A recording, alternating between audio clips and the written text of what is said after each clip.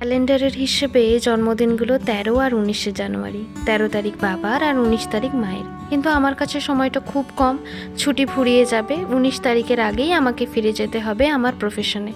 তাই ভাবলাম সময়ের আগে যদি ভালোবাসাটাকে একটু সেলিব্রেট করা যায়। হাই, আমি সুচরিতা, অনেকে আবার আমায় প্রীতি বলেও ডাকে। আমি কোনো পেশাদার রাঁধুনি নই, তবে আজ জেদ ধরেছি নিজের হাতেই ওদের জন্য কিছু একটা স্পেশাল বানাবো। সম্পর্কের মিষ্টতা বজায় রাখতে তো আর গাদা গাদা চিনির দরকার হয় না। তাই ঘরে থাকা কলা, খেজুর, ড্রাই ফ্রুটস আর চকলেট দিয়েই চলছে আমার প্রথম কেক বানানোর জার্নি। প্রথমবার তো, তাই ভুল হওয়ার ভয় ছিলই। তাই খুব অনিচ্ছা সত্ত্বেও মায়ের কাছে হাত পাততেই হলো। আসলে দিন শেষে আমরা যতই বড় হই না কেন, মায়ের হাতের ওই একটুখানি ছোঁয়া ছাড়া বোধহয় কোনো সৃষ্টিই পূর্ণতা পায় না। চিনি নেই, শুধু আছে অনেকটা যত্ন আর এক রাশ অপেক্ষা।